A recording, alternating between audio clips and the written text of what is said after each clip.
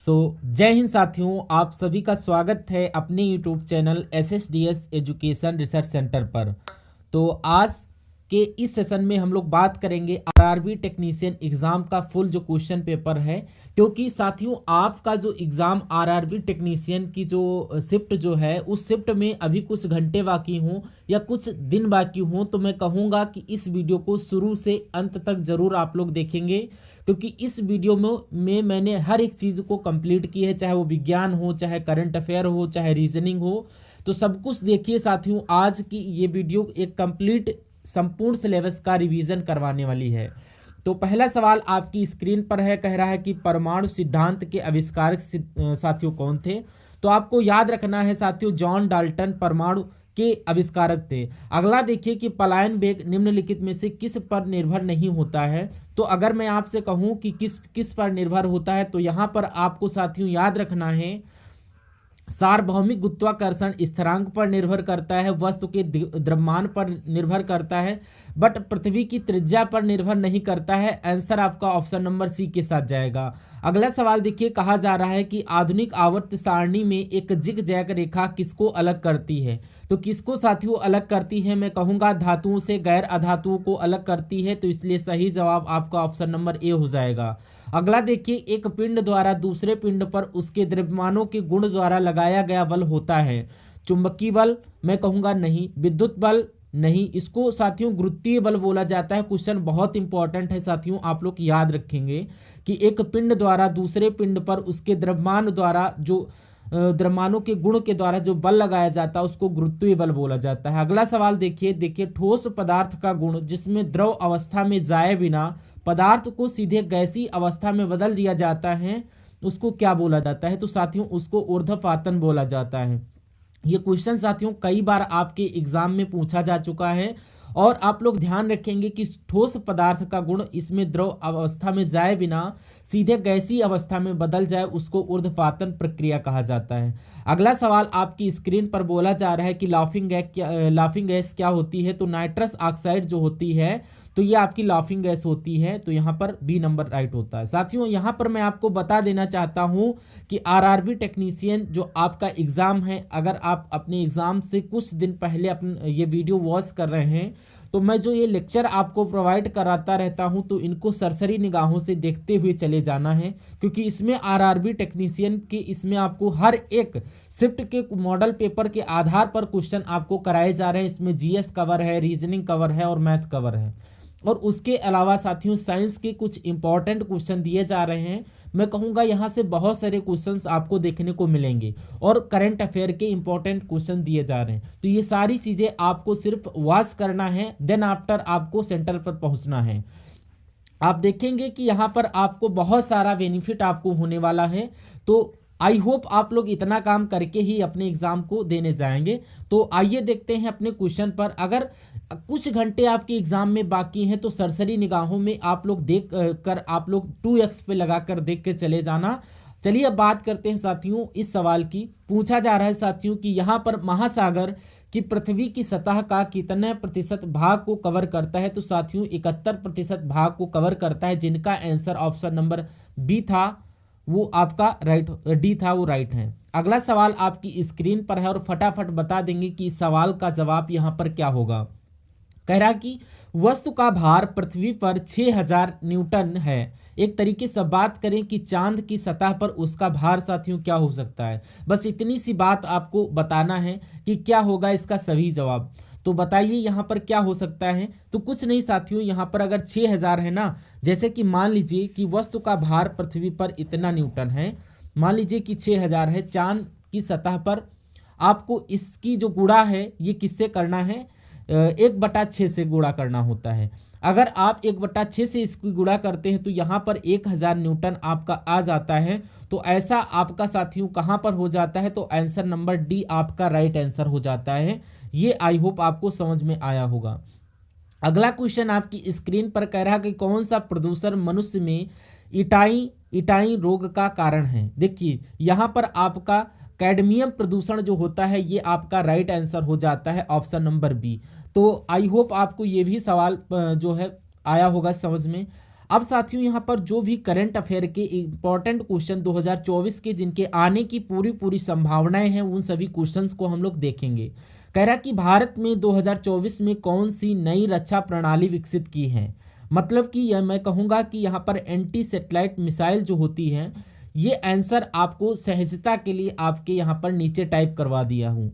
तो यहाँ पर राइट आंसर सी हो जाता है। अगला है भारत में जो एक एंटी सैटेलाइट जो होती है। अगला देखिए 2024 में भारत का नया लोकसभा अध्यक्ष कौन चुना गया है। तो यहाँ पर साथियों जो आंसर होता है ओम बिड़ला, आपका नीचे लिखा हुआ दिख रहा होगा। तो यहाँ पर अगला जो क्वेश्चन है कि कौन सा ओलंपिक खेलों का मेजबान होगा। तो यहाँ पर फ्रांस होता है। तो यहाँ पर क्वेश्चन ये होना चाहिए ओलंपिक खेलों की मेजबानी किसने की है। अगला है कि भारत में 2024 में अपनी सबसे बड़ी जल विद्युत परियोजना का उद्घाटन किया है। तो ये कहाँ पर किया है, ये साथियों हिमाचल प्रदेश में किया है, आपको याद रखना है।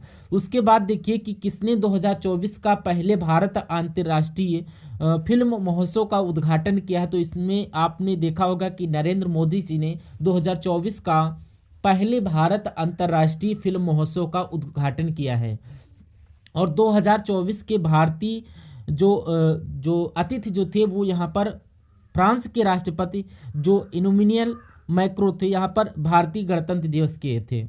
अगला क्वेश्चन आपकी स्क्रीन पर है जो क्या कह रहा है कि भारत के प्रधानमंत्री ने 2024 में किस कार्यक्रम का उद्घाटन किया जो देश के हर गांव का इंटरनेट सुविधा पहुंचाने का उद्देश्य था। तो यहाँ पर आपका जो राइट आंसर भारत जो बंधन योजना जो थी, यहाँ पर राइट आंसर हो जाता है। अगला क्वेश्चन है कि 2024 में भारत का पहला ग्रीन हाइड्रोजन संपन्न कहाँ स्थापित किया गया था। तो साथियों यहाँ पर अहमदाबाद में स्थापित किया गया था, ये आप लोग याद रखेंगे।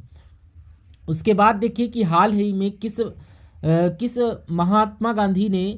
राज्य ने महात्मा गांधी ने अंतर्राष्ट्रीय हिंदी विश्वविद्यालय का नया परिसर खोला है। तो यहाँ पर मध्य प्रदेश आपका राइट आंसर हो जाता है। अगला देखिए कि पैरालंपिक खेलों ने ओलंपिक में कौन से कितने पदक जीते हुए हैं। तो यहाँ पर भारत ने 20 पदक जीते हुए हैं कुल। अगला देखिए आपकी स्क्रीन पर क्वेश्चन है कि क्या कह रहा है कि हाल ही में 2024 के बजट में राष्ट्रीय विज्ञान मिशन के लिए कितनी राशि आवंटित की गई। तो यहाँ पर 25,000 करोड़ रुपए की राशि आवंटित की गई। अगला क्वेश्चन है कि 2024 में भारत ने किसे पद्म श्री से सम्मानित किया गया है। तो यहाँ पर राइट आंसर आपका हो जाता है कि साक्षी मलिक।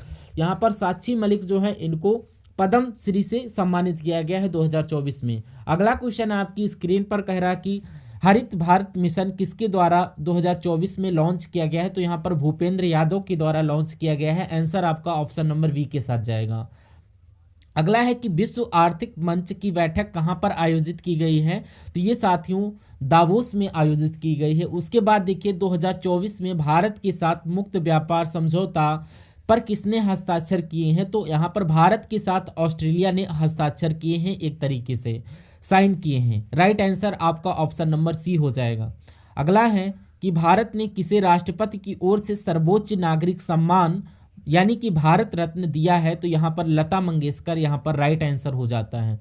उसके बाद देखिए कि हाल ही में भारत की पहली महिला वैज्ञानिक रानी दुर्गावती पर कौन सा राज्य आधारित फिल्म महोत्सव बनाया गया है। तो मैं कहूँगा मध्य प्रदेश यहाँ पर राइट आंसर हो जाता है। चलिए अब मध्य प्रदेश राज्य पर यहाँ पर आधारित फिल्म बनी है। यहाँ पर देखिए नेक्स्ट नंबर की क्वेश्चन जो है आपको थोड़ा जूम कर देता हूँ ताकि आपको और अच्छे से देखने को मिले।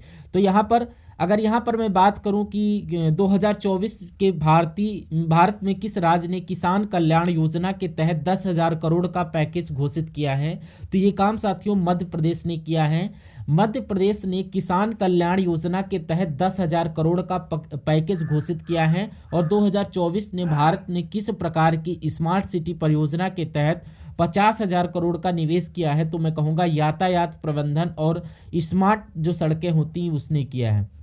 उसके बाद देखिए इसको भी थोड़ा सा मैं बड़ा कर लेता हूँ, देन आफ्टर आपको बता रहा हूँ।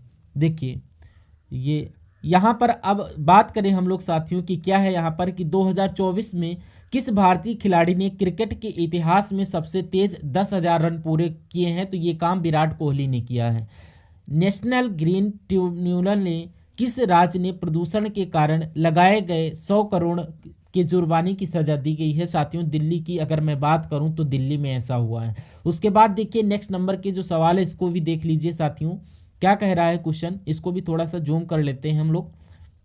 हाँ, तो अगर इसकी मैं बात करूं कि क्या लिखा हुआ है, इसको एक बार देखिए कि 2024 में कौन सा देश भारत के साथ पहले मूल्यवर्धन आपूर्ति श्रृंखला यानी कि वैल्यू एडिड सप्लाई चेन पर समझौता करने वाला था। तो मैं कहूँगा बांग्लादेश था, इसलिए आंसर आपका डी हो जाएगा।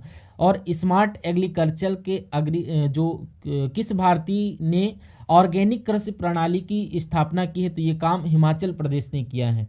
तो ये राइट आंसर आपका हो जाता है ऑप्शन नंबर सी के साथ।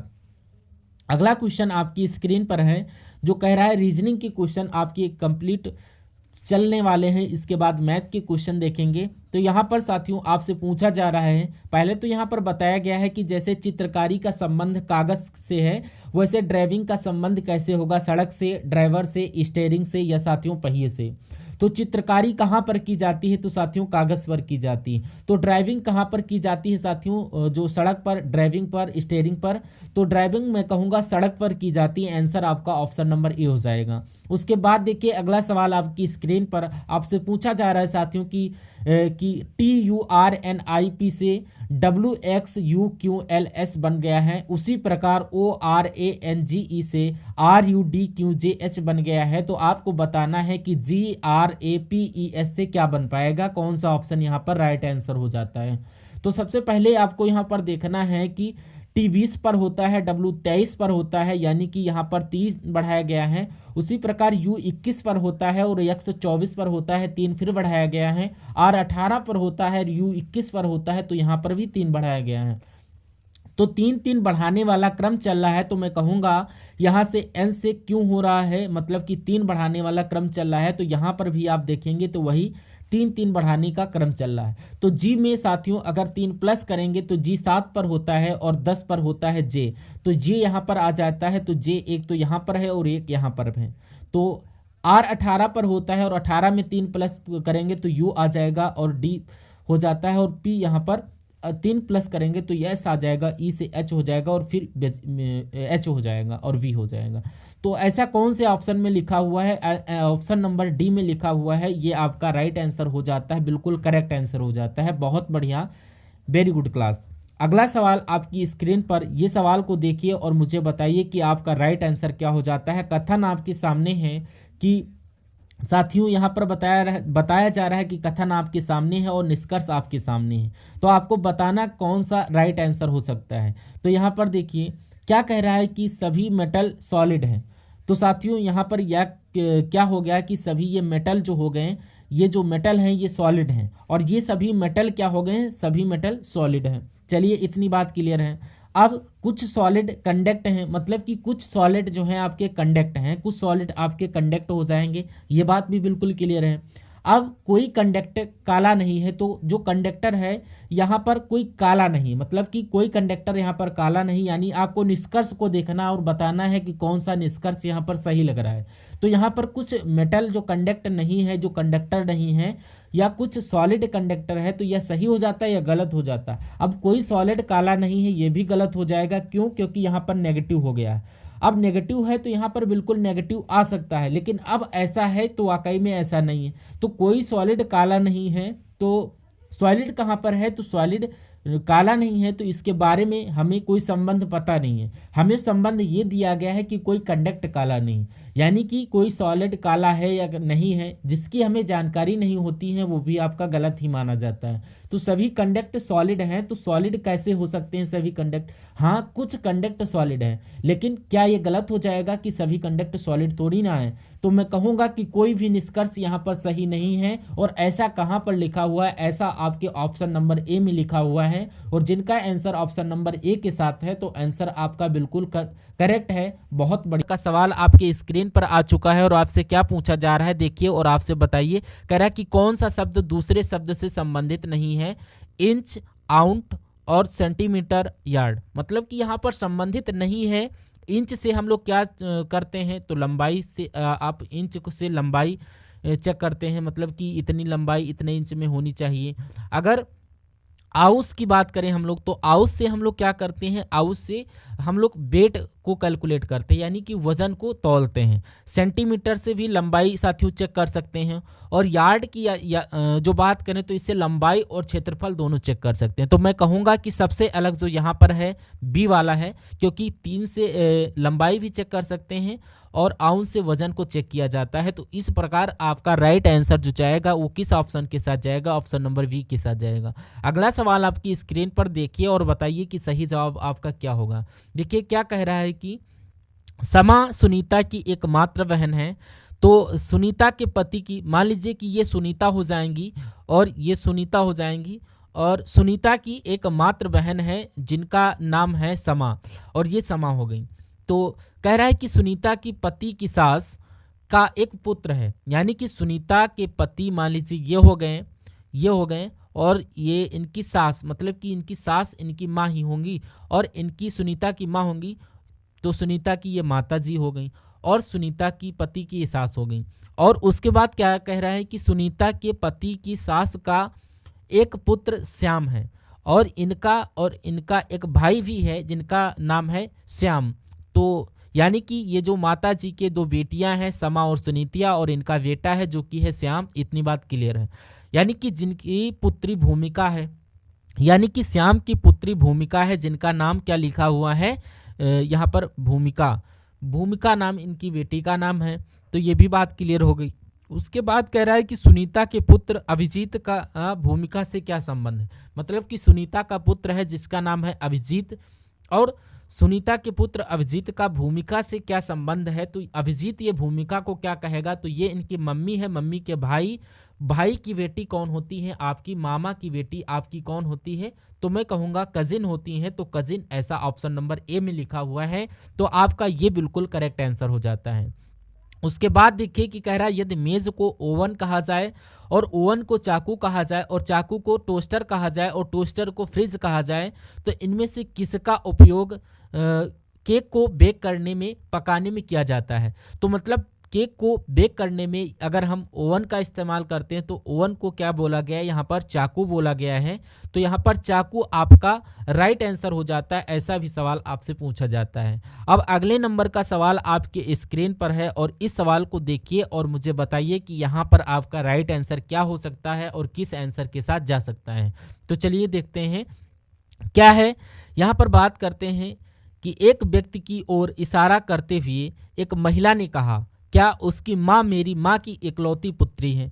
महिला का व्यक्ति से क्या संबंध है? यानी कि एक उस व्यक्ति जो है वो महिला को क्या बोलेगा? बहुत ध्यान से देखिए साथियों कि 2 मिनट आप लोग यहाँ पर देख लीजिए कि यहाँ पर एक महिला है और महिला कह रही है कि एक व्यक्ति की ओर इशारा करते हुए कि एक व्यक्ति को महिला कहती है कि उसकी माँ, यानी कि इसकी जो माँ है, इसकी जो माता हैं, वो क्या कह रही हैं? उसकी माँ की एक इकलौती पुत्री है, यानी कि ये अपनी खुद की बात कर रही हैं। यानी कि क्या, देखिए अगर आप मान लीजिए कि आप महिला हैं और आप माँ की इकलौती पुत्री, मतलब आपकी ही तो बात चल रही है और आप इस व्यक्ति की माता हैं, ऐसा ही कहा जा रहा है इस क्वेश्चन में। तो महिला और व्यक्ति से क्या संबंध है? माँ कहेगा तो माँ का कहाँ पर लिखा हुआ है? तो ऑप्शन नंबर ए में लिखा हुआ है। तो ये आपका राइट आंसर हो जाता है, बिल्कुल करेक्ट। अगला सवाल देखिए आपकी स्क्रीन पर है, कह रहा देखिए और फटाफट बताइए कि यहाँ पर कौन सा क्या राइट आंसर होता है। मतलब कि यहाँ पर देखना है B2 D4 F6 S6 J10 L12। तो आपको बताना है कि यहाँ पर साथियों क्या क्या आएगा। तो सबसे पहले आपको देखना है कि यहाँ पर B से D हुआ है। देखिए यहाँ पर B से D हुआ है, 2 बढ़ा है, और F से H हुआ है, फिर 2 बढ़ा है, J हो गया, फिर 2 बढ़ा है, और फिर 2 बढ़ा है। तो यहाँ पर क्या आ जाएगा? N आ जाएगा। तो N आ जाएगा। तो इतनी बात क्लियर है। तो 2 से यहाँ पर 6 हुआ, तो यानी कि 4 बढ़ा है, यानी कि 4 बढ़ा है, बिल्कुल सही, 4 बढ़ा हुआ है। तो यहाँ पर अगर बात करें, देखिए ज़रा 1 मिनट, यहाँ पर एक काम करिए कि आप एक काम ये करिए कि इसमें आप 2 से 4 हुआ, यानी कि 2 बढ़ा, और 6 से 8 हुआ 2 बढ़ा, और 10 से 2 हुआ यानी कि 12 हुआ। तो यहाँ से एक तरीके से आपका 14 आ जाएगा, क्योंकि 12 से बढ़ के 2 बढ़ाओगे तो 14 हो जाएगा। तो ये भी बात क्लियर हो जाएगी, क्योंकि सब में 2 2 बढ़ रहा है, तो 12 में 2 बढ़ रहा है तो 14 हो जाएगा। और M14 कहाँ पर लिखा हुआ है, तो यहाँ पर भी नहीं, ये आपका सिर्फ और सिर्फ ऑप्शन नंबर सी में लिखा हुआ है। तो ये आपका साथियों बिल्कुल करेक्ट आंसर हो जाता है। तो 4, 8 और 12, ये यहाँ पर क्या आ जाएगा, आपका 16 आ जाएगा। तो 16 कहाँ पर लिखा हुआ है, तो यहाँ पर लिखा हुआ है। ये सारी चीज़ें आपको क्लियर हैं। यहाँ पर आपको डी से एच हुआ है, यानी कि 4 बढ़ा है, यानी कि वहाँ पर 6 हुआ है, 4 बढ़ा है, यानी कि ऐसा साथियों ऑप्शन नंबर सी में ही लिखा हुआ है। अगला सवाल आपकी स्क्रीन पर प्रेजेंट हो रहा है। क्या कहा जा रहा है साथियों, देखिए और फटाफट बताइए कि राइट आंसर क्या होगा। कह रहा है कि कथन तो लिखा हुआ है कि शोधकर्ताओं ने पाया कि अत्यधिक इंटरनेट का प्रयोग उन संसाधनों का उपयोग मानसिक कार्यों से दूर करता है, यानी कि बहुत ज़्यादा इंटरनेट का यूज़ करते हैं तो उन लोगों को उन संसाधनों को मानसिक कार्यों से दूर करता है जो दैनिक कार्यों को पूरा करने के लिए आवश्यक है। देखिए फिर से पढ़िए कि शोधकर्ताओं ने पाया है कि अत्यधिक इंटरनेट का उपयोग उन संसाधनों को मानसिक कार्यों से दूर करता है जो दैनिक कार्यों को पूरा करने के लिए आवश्यक है। अब निष्कर्ष पढ़िए और बताइए कि कौन कौन सा निष्कर्ष सही है। देखिए यहाँ पर बताया जा रहा है कि व्यक्ति को अत्यधिक इंटरनेट से उपयोग से बचना चाहिए, ये बात बिल्कुल सही है। या फिर इंटरनेट के साथ जुड़ाव के स्तर और ध्यान में कमी के बीच एक स्पष्ट संबंध मौजूद है, ये भी बात बिल्कुल सही है। तो मैं कहूँगा यहाँ पर दोनों ऑप्शन सही हैं। तो दोनों ऑप्शन ऐसा कहाँ पर लिखा हुआ है, ऐसा आपका ऑप्शन नंबर डी में लिखा हुआ है। तो ये आपका बिल्कुल करेक्ट आंसर हो जाता है। बहुत बढ़िया, वेरी गुड क्लास। अगला सवाल आपकी स्क्रीन पर है, देखिए और सवाल को बताइए कि यहाँ पर आपका राइट आंसर क्या हो जाता है और किस ऑप्शन के साथ जाता है। क्या क्या कह रहा है, देखिए। एक लड़का स्थिर जल में 40 किलोमीटर प्रति घंटा की गति से तैर सकता है। यदि धारा की गति 15 किलोमीटर प्रति घंटा हो तो वह समय ज्ञात कीजिए जिसमें लड़का धारा के प्रतिकूल 15 किलोमीटर तैर सकता है। ये सवाल बहुत आसान है, 2 स्टेप में कंप्लीट होता है। सबसे पहले मैं आपको बता रहा हूं कि एक लड़का है जो कि स्थिर जल में, अब स्थिर जल का मतलब क्या हुआ, ये मान लीजिए एक पानी की सतह हुआ है। अब इसमें कोई जो है चल नहीं रहा पानी, यानी एक जगह पर स्थिर है। तो इसमें अगर नाव चलती है तो 40 किलोमीटर प्रति घंटा की स्पीड से चलेगी। अब धारा की गति, यानी कि जो दूसरी नदी है, अब धारा बहुत तेजी के साथ चल रही, तो मैं कहूँगा कि यहाँ से 15 किलोमीटर प्रति घंटा की स्पीड से धारा चल रही है। और अगर इसमें 40 किलोमीटर प्रति घंटा चलने वाली नाव इसमें चलाई जाए तो मैं कहूँगा कि 40 की स्पीड से तो वो चलेगी और धारा उसमें मदद करेगी 15 किलोमीटर प्रति घंटा की हेल्प से चाल को बढ़ाने में। तो इसमें इसकी चाल क्या हो जाएगी, 50-55 किलोमीटर प्रति घंटा हो जाएगी। तो इतनी बात क्लियर है। तो अच्छा देखिए यहाँ पर धारा की गति इतनी है, तो अगर यहाँ पर पूछता कि अनुकूल, तो अनुकूल ये होती, मतलब कि अगर प्रतिकूल पूछ रहा है तो प्रतिकूल का मतलब ये शांत जल में नाव की चाल है। तो वो अगर बात करें कि ये नाव चल रही है इस तरफ, किस तरफ, देखिए इस तरफ चल रही है और धारा इस तरफ चल रही, तो जाहिर सी बात है कि 15 किलोमीटर प्रति घंटा इसमें से माइनस हो जाएगी। तो उसकी स्पीड कितनी हो जाएगी, 25 किलोमीटर प्रति घंटा हो जाएगी। यानी कि मैं कह सकता हूं कि नाव के धारा के साथ साथ अगर जाता है, नाव अगर धारा के साथ साथ जा रहा है जिसकी 40 किलोमीटर प्रति घंटा है, तो उसकी कितनी हो जाएगी, 55 किलोमीटर प्रति घंटा हो जाएगी। अब लेकिन धारा के प्रतिकूल जा रही है नाव, तो उसकी चाल कितनी हो जाएगी, 25 किलोमीटर प्रति घंटा हो जाएगी। यानी कि 25 किलोमीटर 60 मिनट यानी कि 1 घंटे में हो जाएगी। तो यही आपसे पूछा जा रहा है कि लड़की की धारा प्रतिकूल 25 किलोमीटर तैर सकता है तो कितने समय में करेगा भाई, तो ये 1 घंटे में करेगा। तो 1 घंटा कहाँ पर है, तो 1 घंटा आपका ऑप्शन नंबर ए में है। तो सॉरी 1 घंटा आपके ऑप्शन नंबर सी में है। तो ये आपका ऑप्शन नंबर करेक्ट हो जाता है। बिल्कुल, बहुत बढ़िया। अब देखते हैं यहाँ पर 66वां नंबर क्वेश्चन है कि यदि यहाँ पर देखिए कि रवि की 8 वर्ष पहले शादी हुई थी। मतलब कि रवि की शादी 8 वर्ष पहले हुई थी, ऐसा लिखा है क्या, हाँ ये तो शादी हुई, कोई दिक्कत नहीं। अब उसके अलावा उसकी वर्तमान आयु, उसकी आयु के कितनी थी, आयु की यहाँ पर 6/5 है, ये यहाँ पर 6/5 है। यहाँ पर एक बार आंसर क्वेश्चन को देख लीजिए, यहाँ पर 6/5 नीचे लिखा हुआ है, मतलब कि 6/5 गुना है। और रवि की बहन उसकी शादी के समय 10 वर्ष छोटी थी। अब रवि की बहन की वर्तमान आयु ज्ञात करिए। ये सवाल इतना आसान है कि रवि की 8 वर्ष पहले शादी हुई थी और उसकी वर्तमान आयु और उसकी शादी के समय की है, मतलब कि इसमें दो आयु दी हुई है, एक तो उसकी शादी की समय और उसकी वर्तमान आयु, और एक दी हुई शादी की समय की आयु।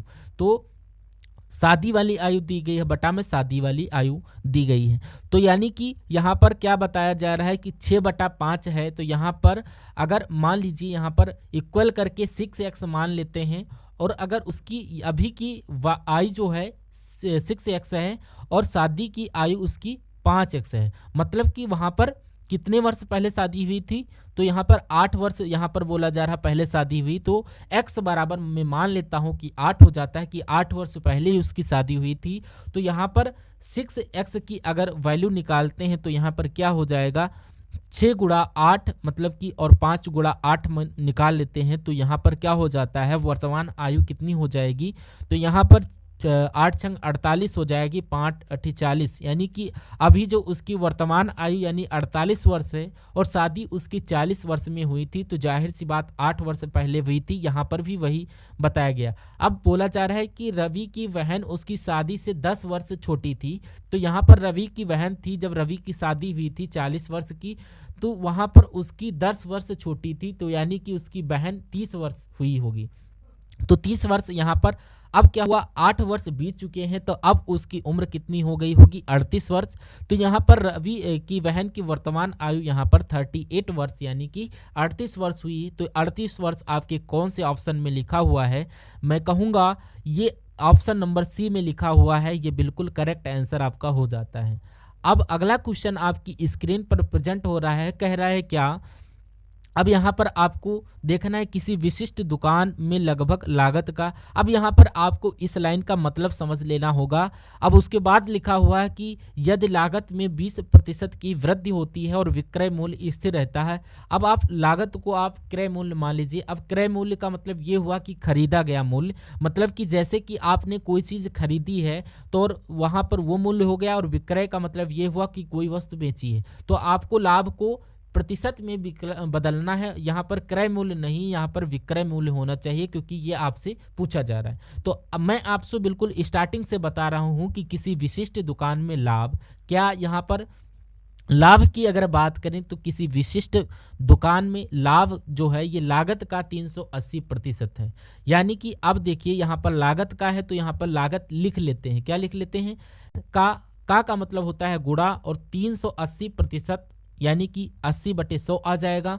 अब ये बराबर लगा हुआ है तो यहाँ पर क्रॉस मल्टीप्लाई होगा, यानी कि लागत इसके नीचे हो जाएगा। तो अब आपके सामने कुछ कैसा आ जाएगा, मैं आपको बता देता हूँ कि ये आपका कुछ ऐसा आ जाएगा। तो आपको ऐसे लग रहा होगा कि लाभ अगर 380 है तो लागत आपकी 100 रुपये है। तो यानी कि लागत किसी वस्तु को बनाने में लागत 100 रुपये आई है, या कह लो क्रय मूल्य 100 रुपये है, तो आपका लाभ कितना होगा, तो आपका लाभ क्या होगा, 380 रुपये का होगा। तो जाहिर सी बात है कि लागत प्लस जो क्या होता है विक्रय मूल्य। अब विक्रय मूल्य क्या हो जाता है, तो यहाँ पर जाहिर सी बात करें कि 480 हो जाएगा, क्योंकि ये आपका गुणा हो जाएगा। कोई वस्तु 100 रुपये में खरीदी और 380 रुपये में बेची, तो यानी कि 480 रुपये का हो गया। तो क्या कहा जा रहा है कि यदि लागत में 20% की वृद्धि हो जाती है, तो लागत अभी 100 है, तो 20% की जब वृद्धि हो जाएगी तो वो 120 की हो जाएगी। तो आपको बताना है, और विक्रय मूल्य सामान्य रहता है यानी कि स्थिर रहता है, तो लाभ और विक्रय मूल्य का कितना प्रतिशत है। तो लाभ कितना है साथियों, अगर लाभ की बात करें यहाँ पर, तो लाभ की अगर बात करता हूँ तो ये आपका हो जाता है विक्रय मूल्य, और अगर ये बात करूँ तो ये आपका हो जाता है क्रय मूल्य। अब लाभ क्या होता है, लाभ आपका होता है विक्रय मूल्य माइनस क्रय मूल्य। तो यहाँ पर लिख लेते हैं लाभ बराबर माइनस क्रय मूल्य, यानी विक्रय मूल्य 180 माइनस का क्रय मूल्य 120। तो इसको घटाओगे तो लाभ आपका कितना आएगा, तो मैं कहूँगा 360 आ जाएगा। इतनी बात क्लियर होगी। तो अब कह रहा है कि लाभ को प्रतिशत में बदलिए। अब इसको इसमें बदल देते हैं, 100 से गुणा करवा देते हैं, और विक्रय मूल्य का ये कितना प्रतिशत होगा, तो विक्रय मूल्य आपका नीचे आ जाएगा 480, और ये आपका नीचे आ गया, 0 से 0 कैंसिल हो जाएगा, 12×3 36, 12×4 48। अब 4 से जब कटेंगे तो 25 आ जाएगा, 25×3 75 हो जाएगा। तो यानी कि 75% आपका लाभ, और विक्रय मूल्य का कितना प्रतिशत होगा, ये आपका 75% हो जाएगा। ऑप्शन नंबर बी के साथ आपका राइट राइट आंसर हो जाता है। बहुत बढ़िया। अब अगला सवाल आपकी स्क्रीन पर है। क्या पूछा जा रहा है? कह रहा है कि एक व्यक्ति ने 17,30,000 रुपये में एक फ्लैट खरीदा। अब उसने इसकी पेंटिंग और मरम्मत, यानी कि पेंटिंग और मरम्मत पर उसने 40,000 रुपये खर्च किए। अब उसने 16,10,000 और 700 रुपये में अगर फ्लैट को बेचता है तो उसको हानि होगी या प्रॉफिट होगा, यानी कि नुकसान होगा या लाभ होगा या आपको फायदा होगा, ये आपको देखना है। अब यहाँ पर 17,30,000 रुपये में उसने एक फ्लैट को खरीदा। अब इसमें उसने 40,000 रुपये और लगाए मरम्मत के, तो वो उसको पूरा फ्लैट कितने का पड़ गया, इसको एक बार हम लोग देख लेते हैं। वो पूरा फ्लैट 17,70,000 रुपये का पड़ गया। अब उसने किया क्या कि साथियों, यहाँ पर 16,10,700 रुपये में उसको बच दिया, तो जाहिर सी बात उसका ये आपका 17,70,000 रुपये का ये खरीद रहा है, तो यहाँ पर 16,10,700 में बेच रहा है, तो यहाँ पर हानि होगी। अब कितनी हानि होगी ये आपसे पूछा जा रहा है, तो 16,10,000 और 700 रुपये यहाँ पर ये आ जाएगा। एक काम करिए, यहाँ पर हम लोग थोड़ा वो कर लेते हैं, इसको इधर से लिख लेते हैं। ये आपका 700 हो गया, ये आपका 0 1 हो गया, ये आपका वही चीज़ आ गया 16। तो यहाँ पर अब माइनस करेंगे तो 0 0 और यहाँ पर 3 आ जाएगा, और यहाँ से जब घटाएंगे तो कितना हो जाएगा। इतनी बात आई होप क्लियर होगी। अब यहाँ पर कितना आता है, 3 आ गया, और यहाँ पर आपका 9 आ जाएगा और 5 आ जाएगा और ये 1 आ जाएगा। यानी कि कहने का मतलब ये है कि 15 इकाई दहाई सैकड़ा। अगर बात करते हैं साथियों कि यहाँ पर कितने का नुकसान होगा, तो नुकसान यहाँ पर हो जाता है उसका, जो यहाँ पर आपके सामने 1,59,300 रुपये का उसका नुकसान होगा। यानी कि हानि को, अगर ये आपकी हानि तो निकल गई 1,59,300 रुपये की, ये हानि यहाँ हो गई उसकी। अब लेकिन उसको प्रतिशत में बदलने को बोल रहा है, तो यहाँ पर 100 से गुणा कर दीजिए, और नीचे आपका क्या आ जाएगा, नीचे अगर आपकी बात करें तो यहाँ पर क्रय मूल्य आ जाएगा, यानी कि कितने में उसने खरीदा था। अब उसने 17,70,000 रुपये में खरीदा था, तो 17,70,000 ये आपका नीचे आ गया। अब इसको कैलकुलेट करिए, 2 जीरो से, इन 2 जीरो से कैंसिल हो जाएंगे। अब ठीक है ना। अब यहाँ पर बात करें कि 177 की किससे गुणा करें कि 1593 आ जाएगा। मैं कहूँ 9 से करिए, मैं यानी कि 177 और 9 से अगर गुणा करेंगे तो यहाँ पर ये आ जाएगा इतना, तो 9% की हानि होगी। तो यहाँ पर ऑप्शन नंबर बी आपका राइट हो जाता है। अगला क्वेश्चन आपकी स्क्रीन पर रिप्रेजेंट हो रहा है, आप लोग देखिए और इसका आंसर बताइए। बहुत बढ़िया, वेरी गुड क्लास।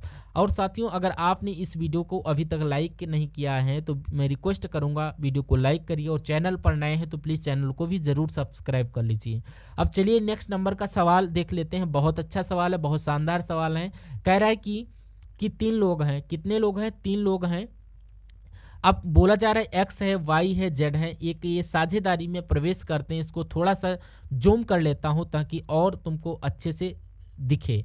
तो यहाँ पर 3 लोग हैं, एक्स है, वाई है और जेड है। ये क्वेश्चन को देख के मैं समझ गया। उसके बाद कह रहा है कि एक्स शुरुआत में कुछ पैसा निवेश करता है, यानी कि कुछ पैसा निवेश करता है, और वाई शुरुआत से 4 महीने के बाद एक्स की राशि का 3 गुना निवेश करता है, और जेड शुरुआत से 9 महीने के बाद वाई की राशि का 2 गुना निवेश करता है। यदि वार्षिक लाभ 4,50,000 है तो वाई का हिस्सा कितना होगा? तो देखिए, हम ये मान लेते हैं कि इन्होंने अपना पैसा 12 महीने के लिए लगाया। अब देखिए कि एक्स ने मतलब कि एक्स शुरुआत में लिखा हुआ है, तो एक्स ने शुरुआत में लगाया, तो पहले तो ये मानिए कि एक्स ने कितना पैसा लगाया। मान लीजिए कि साथियों एक्स ने x रुपया लगाया, मान लीजिए 1 रुपया लगाया, तो वाई शुरुआत से 4 महीने के बाद एक्स की राशि का 3 गुना, यदि मान लीजिए एक्स ने x रुपया लगाया तो मान लीजिए वाई ने इसका 3x लगाया, और जेड शुरुआत से 9 महीने के बाद वाई राशि का 2 गुना लगाया, तो यहाँ पर 6x लगा देना, यानी कि 6x लगाएगा, तो वाई का डबल जो होगा 6x हो जाएगा। अब एक बात और ध्यान रखना है कि x ने आपका अपना पैसा 1 साल के लिए लगाया, तो मतलब 12 महीने के लिए लगाया होगा। अब वाई शुरुआत ने 4 महीने के बाद, मतलब कि जनवरी से दिसंबर 12 महीने और 4 महीने की नहीं लगाया, तो इन्होंने मान लीजिए 8 महीने के लिए लगाया अपना पैसा। देन आफ्टर उसने क्या किया, जेड जो होता है ये 9 महीने के बाद लगाया, यानी कि 3 महीने के लिए लगाया, तो 3 महीने के लिए गया। ठीक है, इतना हम लोग समझ गए। अब इसको आप लोग कैलकुलेट करिए कि 12x गुणा 12x की गुणा 12x हो जाएगा। 8 त्रुक 24, ये आपका 24x हो जाएगा। एक सेकेंड, ये आपका 24x आ जाएगा। अब उसके बाद 6 तियाँ 18, यानी इसको आप लोग कैलकुलेट करिए। अगर 6 से अगर इसको कट करेंगे तो 6 दूना 12 हो जाएगा, 6 चौक 24 हो जाएगा, 6 तियाँ 18 हो जाएगा। तो मैं कहूँगा ये अनुपात आपका निकलेगा। तो आपसे y का हिस्सा पूछा जा रहा है, तो y का हिस्सा 4x है। तीनों का कितने रुपए का लाभ हुआ है, तो 4.5 लाख रुपए का लाभ हुआ है। तो y का हिस्सा यहाँ पर कितना आएगा, तो यहाँ पर वैसे भी हम लोग मान सकते हैं कि x को 2 रुपये, y को 4 रुपये और z को 3 रुपये मिले। तो इसको कितना रुपया मिला, तो इसको 4 रुपया मिला और नीचे इन सब का योग आ जाएगा, यानी कि 7 8 मतलब कि 9 आ जाएगा। 9 × 45 हो जाएगा।